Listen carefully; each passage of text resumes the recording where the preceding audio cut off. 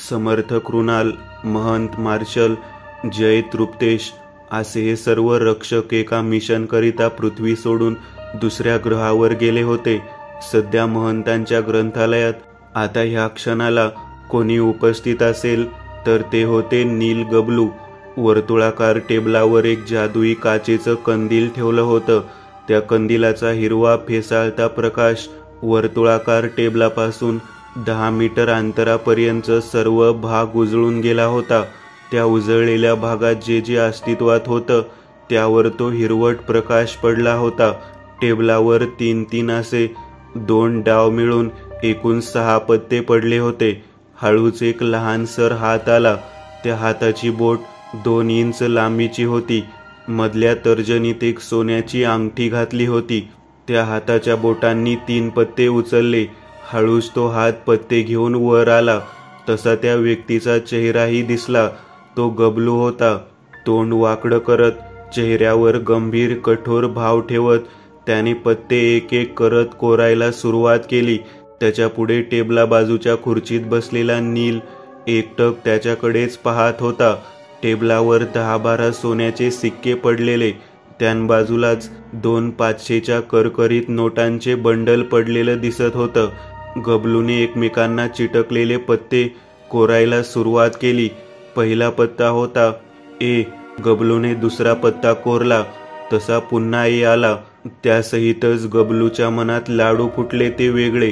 दात काढत हसत खिदळत तो तिसरा पत्ता कोरू लागला. नील गबलूला पाहत होता. त्याचे पत्ते पाहून झाले होते. त्याला 1 इंची ब्लॅक कलर होती. गबलूने हळूचच तिसरा पत्ता कोरला आणि शेवटचा पत्ताही ए निघाला. गबलूचा जोश, आनंद उफाळून वर आला. तोंडाचा आ वासला. डोळे विस्फारले. नील त्याचे ते सर्व भाव गुपचूप पाहत होता. त्याला माहिती होतं ह्या गबलूला काहीतरी मोठा डाव निघाला आहे. आधीच त्याने 4 लाख खेळात गमावले होते. त्यात पुढ्यात असलेले अजून 2 लाख जायची भीती होती. गबलूने एक वेळ नीलकडे पाहिलं. मग स्वतःच्या चेहऱ्यावरचे आनंदित भाव क्षणार्धात लपवले. 3 पत्ते त्याने टेबलावर ठेवले. काय बघतो रे नील्या, चाल ना, गप खेळ ना, गबलू म्हणाला. बोलताना त्याच्या मनात लाडू फुटत होते ते वेगळे. त्याने कितीही आनंदित भाव लपवायचा प्रयत्न केला तरी ते त्याच्या चेहऱ्यावर मात्र येतच होते. गबलू मध्येच दात विचकत हसत जो होता. मी पाहतोय गबलू, तुला काहीतरी मोठा घबाड डाव गावलाय. नीलने दोन्ही डोळे बारीक केले. साशंक नजरेने गबलूकडे पाहत म्हटला, मला छे नाहीतर. गबलूने भाव लपवायचा निष्फळ प्रयत्न केला. काही नाहीये तुला, नील दुःखी स्वरात म्हटला. मग पटकन पुढे म्हणाला, मग पॅक हो ना भाई, मला डाव भेटेल. गबलू नीलचं ते वाक्य ऐकून उडालाच व पटकन म्हणाला, असा कसा पॅक हो, 3 एके आहेत मला. गबलू नकळत सत्य ओकून गेला होता. तसा त्याने चोरी पकडल्यासारखे भाव आणत जीभ चावली. उजवा हात कपाळावर मारून घेतला. वाचले वाचले, माझे 2 लाख वाचले. I am pack. नीलने डाव बाकीच्या उर्वरित पत्त्यांवर ठेवला. नील्या तू चीटिंग केलीस. गबलू रागात दात ओठ चावत खात म्हटला, मी काय चीटिंग केली बे, तू स्वतःहून तर मला डाव आहे ते सांगितलं. नीलचा उजवा हात फ्रॅक्चर होता. तो हळूच टेबलावरून उठला. डाव्या हातात त्याने 2 लाखांची बंडल कॅश उचलली.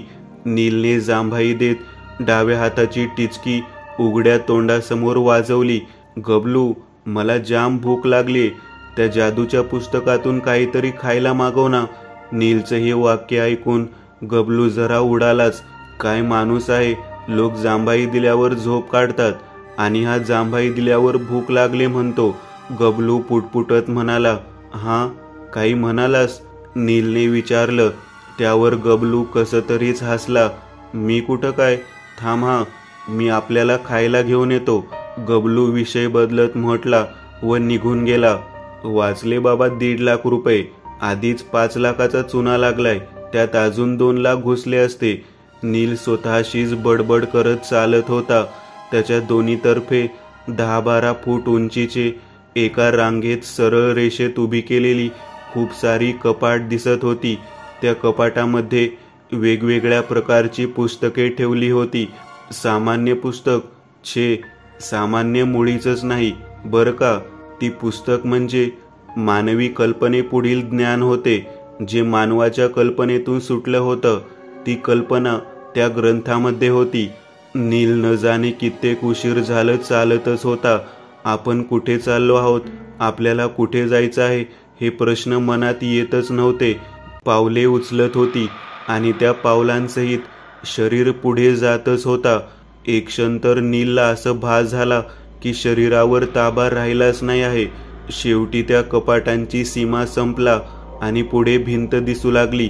परंतु त्या भिंतीपुढे काहीतरी होतं, ज्या गोष्टीने नीलचं लक्ष वेधून घेतले होते.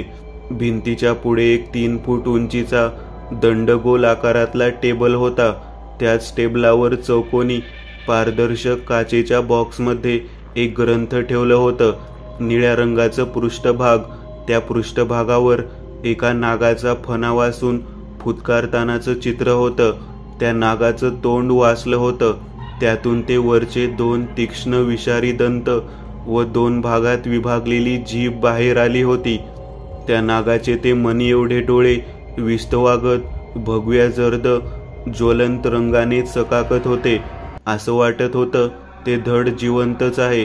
हळूच नीलची नजर त्या काचेवर पडली, ज्या काचेच्या आतमध्ये ग्रंथ ठेवलं होतं, आणि त्या काचेवर मराठी अक्षरात नाव लिहिलं होतं, द्वितीय मार्ग. नील पुटपुटला. द्वितीय मार्ग. नील हळूच पुटपुटला. त्याचे ते उत्सुकतेने न्हावून निघालेले 2 डोळे त्या काचेच्या आत असलेल्या पुस्तकावर खिळले होते. समोर एक पाषाणी काळी कुट्ट भिंत होती. त्या भिंतीला टेकून एक टेबल होता. त्या टेबलावर केकच्या आकाराची एक फिकट गुलाबी रंगाची मऊ मऊ गादी होती. त्या गादीवर ते पुस्तक ठेवलं होतं. निळ्या रंगाचं पृष्ठभाग. त्या पृष्ठभागावर एका जाडजूड चंदेरी रंगाच्या नागाचा फणा वासून फुत्कारतानाचं चित्र होतं. त्या नागाचं तोंड वाचलं होतं. त्यातून ते वरचे 2 तीक्ष्ण विषारी दंत व 2 भागात विभागलेली जीभ बाहेर आली होती. त्या नागाचे ते मणी एवढे डोळे विस्तवागत भगव्या जर्द ज्वलंत रंगाने चकाकत होते. असं वाटत होतं ते धड जिवंतच आहे. What is this in under काचेत बुक? नील आपल्या तोडक्या मोडक्या इंग्रजीत हळूच पुटपुटत म्हटला. तृप्तेश नंतर जर कोणी इंग्रजी किलर असेल तर तो हा नमुना होता.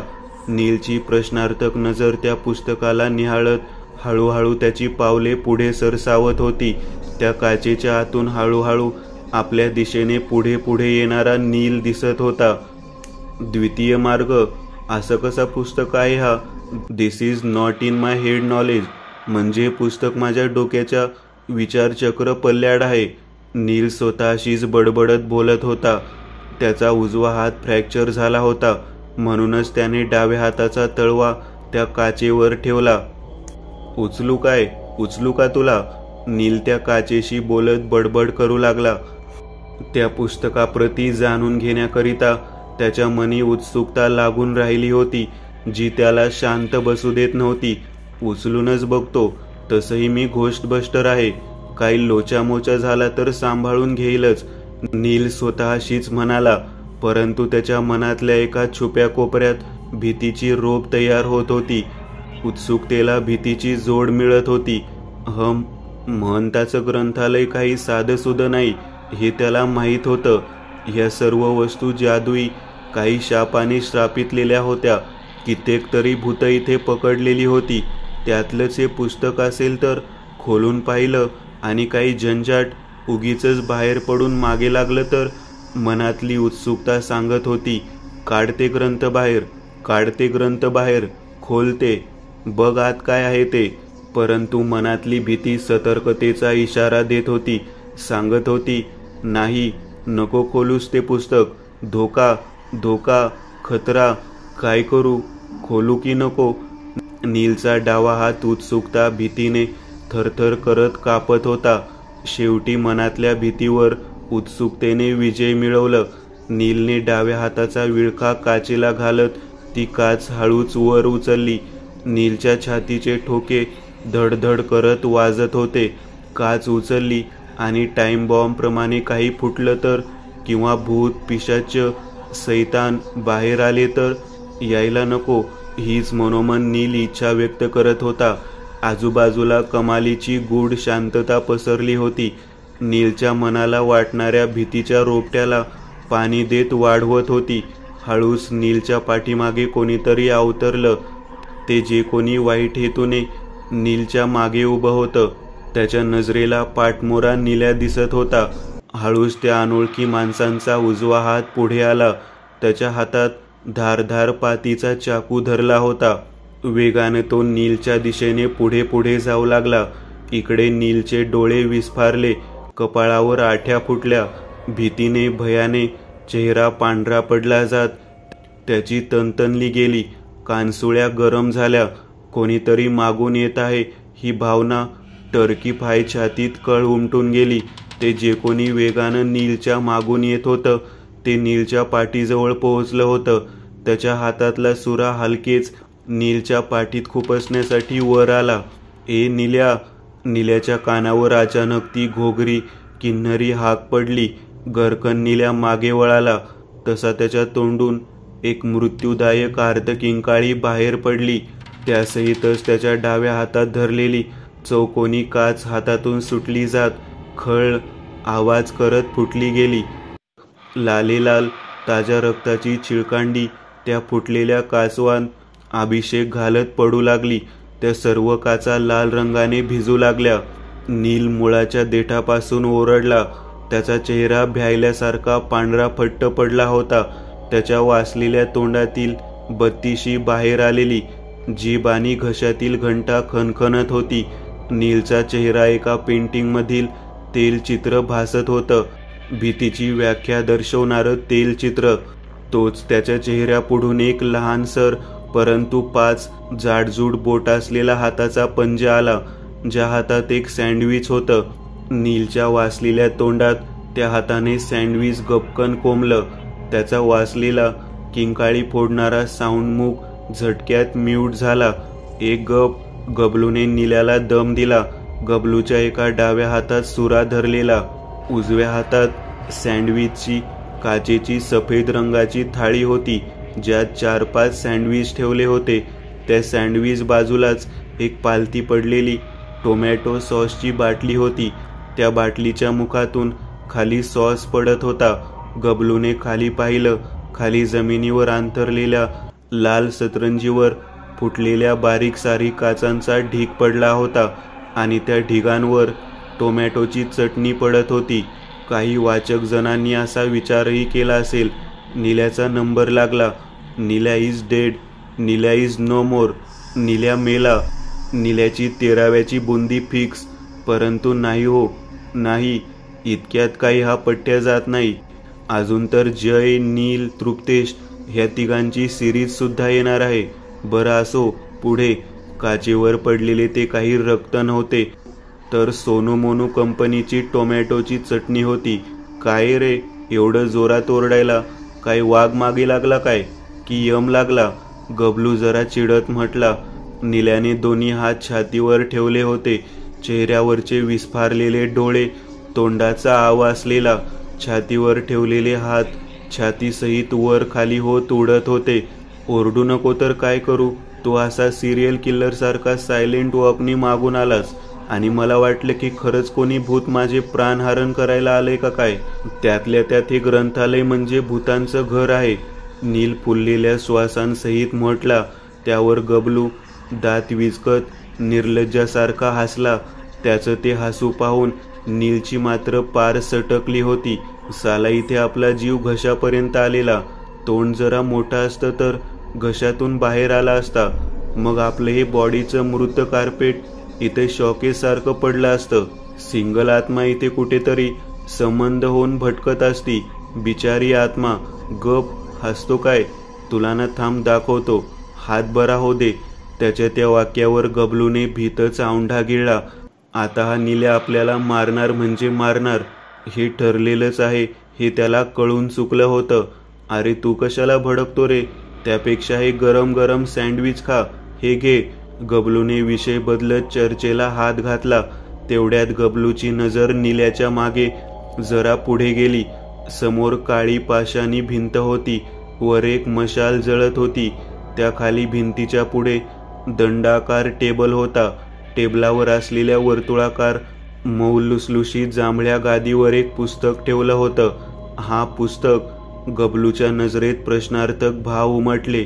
गबलू त्या पुस्तक ठेवलेल्या टेबलापाशी चालत आला. त्याची असमंजस नजर पुस्तकावर खिळली होती. निल्या, हे कसलं पुस्तक आहे? गबलूने नीलला विचारलं.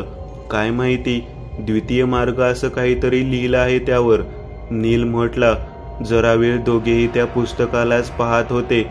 त्या पुस्तकाची दर्शनीय पृष्ठभाग मूग निळसर भडक रंगाचं होतं.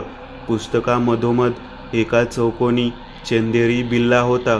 त्यावर एका किंग कोब्रा नागाची आकृती कोरली होती. फणा खोललेली, मूग वासलेली, त्यातून 2 तीक्ष्ण दात व 2 भागात विभागलेली काळी कुट्ट जीभ बाहेर आलेली.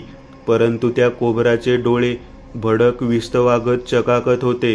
ते 2 डोळेच असे होते ज्या डोळ्यात जिवंतपणाची खून होती.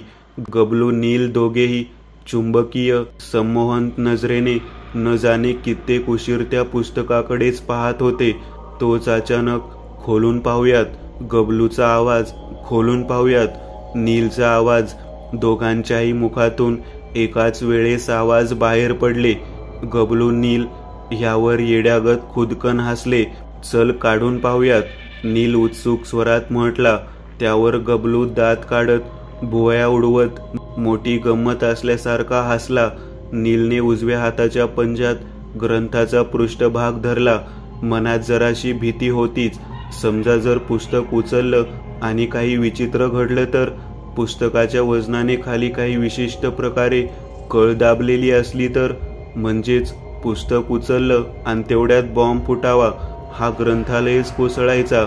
नीलच्या मनात असंख्य विचारांची कण तरंगत होती. परंतु उत्सुकतेच्या एका झुळकेने सरकन दूर केले गेले. शेवटी निल्याने उजव्या हातात तो पुस्तक मखमली लुसलुशीत गादीवरून उचलून हाती घेतला. 10-20 सेकंद निळ्या पुस्तक छातीशी कवटाळून काही घडतंय का, कोठे काही बदल दिसून येत आहे का, याकडेच पाहत होता. परंतु काहीही घडलं नाही. नीलला ते पाहून हिम्मत आणि धीर आला. चल, टेबलावर बसून पाहूयात काय आहे पुस्तकात, नील गबलूला म्हटला. दोघेही पुस्तकांच्या कपाटांच्या रांगेतून चालत जाऊ लागले. त्या दोघांच्याही डाव्या आणि उजव्या बाजूला 10 फूट उंच, 4 फूट रुंद अशी कपाट होतं. कपाटांच्या आडव्या फळ्यांवर विविध प्रकारची खूप सारी पुस्तकं ठेवली होती. पुस्तकांच्या वर छताला 4ही दिशेना वर्तुळाकार दिवे जळत लटकत होते. त्या सर्वांचा पिवळसर प्रकाश कपाटांवर पडला होता. दिव्यांच्या पिवळ्या उजेडात कपाटांची काळी सावली अंगावर धावते की काय असा भास क्षणाक्षणाला होत होता. 1 फुटाचं अंतर सोडून ती सर्व पुस्तकांची कपाट मांडली होती. त्या पुस्तकांच्या कपाटामधून कित्येक तरी गल्ल्या तयार झाल्या होत्या. अशाच एका गल्लीत एक ध्यान उभं होतं.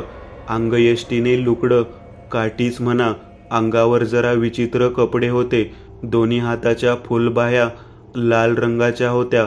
मधला छातीपासून ते कमरेपर्यंतचा कपडा काळ्या रंगाचा होता. खालची फुगी जॉकरसारखा विजार जांभळ्या रंगाने चकाकत होता. चेहरा पूर्ण सुकलेला, चुना पोतल्यासारखा पांढरा होता. गर्द काळेशार भुवया होत्या. वटारलेले पिवळे जर्द डोळे होते. त्यात मोहरीचा काळा ठिपका होता. ओठ काळशार विषारी होते. गळ्यात एक सफेद रंगाचा सर्प अटकवला होता. ह्याचं नाव होतं कलिंदर उर्फ कलंदर पिशाच. त्या द्वितीय मार्ग पुस्तकाचं रक्षक की भक्षक, पुढे पाहूयात. एका पुस्तकाच्या कपाटाशी लपून ते ध्यान गबलू नील ह्या दोघांना पुढे पुढे जाताना पाहत होतं. त्याची पिवळी जर्द लकलकती नजर हळूच नीलच्या छातीशी कवटाळून धरलेल्या पुस्तकावर पडली. तसा त्याच्या काळ्या ओठावर घृणा, क्रोध उमटलं. गबलूने हातातील कंदील टेबलावरच्या लाकडी फळीवर ठेवला. नीलने त्याच कंदिलाच्या उजेडात जरा बाजूला ते पुस्तक ठेवलं. कंदिलाच्या उजेडात सुद्धा ते कोबराचे डोळे भगव्या रंगाने लुकलुकत होते. काय असेल ह्या पुस्तकात? नावही किती वेगळं आहे. द्वितीय मार्ग. व्हॉट अ सस्पेन्स शेठजी. नील्याने गबलूकडे पाहिलं. दोघा येड्यांची नजरानजर होताच दोघे खुदकन हसले. चल पुस्तक उघड, पुस्तक उघड. गबलू घाई असल्यासारखं पटकन बोलला. हा उघडतो ना, घाई कशाला करतो? काय सोनं आहे का आत? नीलने गबलूकडे पाहिलं. सोनं नाव ऐकताच गबलूचे डोळे सोनेरी रंगाने चकाकले. दात विचकत तो खुदकन हसत म्हणाला, सोनं? उघड उघड. काय माहिती खरंच सोनं खजिन्याचा पत्ता असेल त्यात. गबलूच्या वाक्यावर नीलचे डोळे उत्साहित होत आनंद पैशाच्या मोहाने चकाकले. हा ठीक आहे, पण मी जास्त घेईन, आधीच सांगून ठेवतो. का बरं? गबलू तिखट स्वरात म्हटला. का म्हणजे? पुस्तक पाहिलं मी, उचलला मी, आणला मी, खोलतोय मी, आणि क्रेडिट तुझं. मी 75 घेणार, तू 25. मान्य आहे का? नीलने एक भुवई उंचावत रुबाबात म्हटलं. त्यावर गबलूने नाराजीनेच काहीही पर्याय उरला नसल्याने फक्त होकारार्थी मान हलवली. नील गबलू दोघेही आ वासून डोळे मोठे करत उत्सुक नजरेने पुस्तकाकडे पाहत होते. नीलने हळूच पुस्तकाच्या पृष्ठभागावर हात ठेवलं व पुस्तकाचं पृष्ठ हळूच वर वर उचललं आणि तोच तेवढ्यात ग्रंथालयात पुस्तकांच्या वर छताला पेटलेल्या पिवळ्या जर्द लाईटच्या बल्बचा प्रकाश कमी जास्त होत चरचरू लागला. मोजून 30-40 बल्ब होते ते. एवढ्या साऱ्या बल्बचा प्रकाश चरचरला तर त्या चरचरण्याच्या हवेत ध्वनी खासच निर्माण होईल, आणि ते साहजिकच आहे. संपूर्ण ग्रंथालयात चरचर असा बल्ब चरचरण्याचा आवाज घुमत होता. संपूर्णतः ग्रंथालयात अंधार प्रकाशाचा लपंडाव सुरू झाला होता. गबलू नील दोघांच्या प्रश्नार्थक असमंजस नजरा पुस्तकावरून पुढे घडणाऱ्या या विलक्षण बदलावर खिळल्या होत्या. हे काय होत आहे? नीलने गबलूकडे पाहत विचारलं. काय माहिती, लाईटचा प्रॉब्लेम असेल. ते सोड ना, तू पुस्तक उघड. जर सोनं चांदी खजिन्याचा पत्ता असेल तर इथे स्पेशल STD लावून टाकेल मी, गबलू मोठ्या आत्मविश्वासाने म्हटला. परंतु त्याला हे ठाऊक होतं कुठे की ते पुस्तक उघडताच सोनं घबाडं तर मिळणार नव्हतं, परंतु एक मुसीबत मात्र मागे लागणार होती. गबलूच्या वाक्यावर नील्याने होकारार्थी मान हलवली. त्याने उजव्या हातात अर्धा खोललेला पृष्ठभाग तसाच पकडून ठेवला होता. समजा सध्या तरी पुस्तक अर्ध उघडलं गेलं होतं तर नुसती लाईट चरचरू लागली होती. जर पुस्तक पूर्णतः उघडलं गेलं तर मग काय घडणार होते? काही भयंकर धोका ह्या दोघांची आतुरतेने वाट तर पाहत नव्हता ना.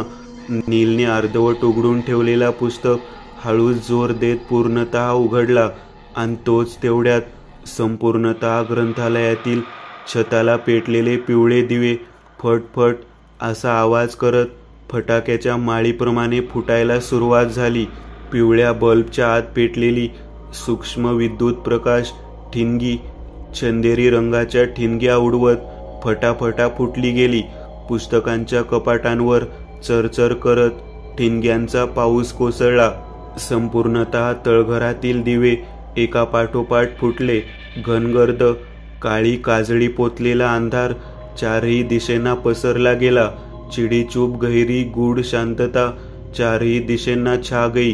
अंधाराला धडक देणारं प्रकाशाचं काही साधन असेल तर तो फक्त एकच, नील गबलू ह्या दोघांशेजारी खाली टेबलावर जळत असलेला कंदील आणि कंदिलाच्या उजेडात उघडा पिवळ्या पानांचं ते द्वितीय मार्ग पुस्तक. त्या पुस्तकाच्या पानावर एक मजकूर लिहिलं होतं. जाऊ दे, गेली तर गेली लाईट. तू एक काम कर, ह्या पुस्तकात पाहूयात काय लिहिलं आहे. गबलूला जणू सोन्याच्या हव्यासाने पछाडलं होतं. तो पार वेडा झाला होता. सदर घडलेला प्रकार कुठेतरी धोक्याची चाहूल लावून देणार होता. परंतु हे दोघेही मतिबधीर होते की सोनं चांदीच्या मोहाने त्यांच्या धोक्याची संवेदनाच मरून गेल्या होत्या. कोण जाणे. नील गबलू दोघांनीही गरकन आपापली डोकी पुस्तकावर वळवली. तोच तेवढ्यात कंदिलाची वात फडफडू लागली. वातीवर आगीचा नंगा नाच सुरू झाला. बार गर्लसारखी नागडी आग वाकडी तिकडी आपली कंबर फिरवू लागली. नील गबलू दोघेही कंदिलाच्या काचेच्या वातीच्या हालत्या आकाराला अगदी काळजीयुक्त नजरेने पाहत होते. त्या दोघांच्या नजराच बोलत होत्या, नाही, नको, नको विजूस, नको विजूस. आणि तोच कंदिलाची ज्योत विझली. वातीवर पांढरी वाफ मंद मंद होत विझली. नाकात तो झिंझिण्या आणणारा वास घुमला. होतानाही तो प्रकाशही मंदावला. नील्या, मला काहीतरी गडबड वाटतीये रे. हा प्रकाश जेव्हा जेव्हा आपण पुस्तक उघडून आत पाहायचा प्रयत्न केला तेव्हाच विझलाय. आता तर पार काळोख झाला आहे. काहीतरी गडबड आहे नील्या. गबलूची भीतीने हवा लीक झाली होती. आवाज बसला होता. भ्यायलेली नजर अंधारात पाहण्याचा निष्फळ प्रयत्न करत होती. गबलू, नील हळूच पुटपुटत बोलू लागला, ऐक, कसला तरी आवाज येतोय. असं वाटतंय कोणीतरी आपल्या दिशेने काळोखातून वाट काढत येत होतं. नील गबलू दोघेही शांत झाले. शांत चित्ताने तो आवाज ऐकू लागले. पायातल्या पैंजणाचा आवाज ऐकू येत होता आणि तो आवाज दुरून हळूहळू जवळजवळ येतोय असा भास होत होता. आणि तेच सत्य होतं. या दोघांनी आपल्या नजरा समोर वळवल्या तसा या दोघांच्या नजरेला जरा दूर अंधारातून दोन पिवळ्या जर्द लुकलुकत्या डोळ्यांच्या जोड्या आपल्या दिशेने येताना दिसल्या. गबलू, गबलू. नील्याची भीतीचं दर्शन देणारी नजर समोर अंधारात स्थिरावली होती. काळोखाच्या धुळीपासून बनलेलं, जन्मलेलं ते अनामिक, आघोरी, तामसी, हैवानी अंश ह्या दोघांच्या दिशेने येत होता.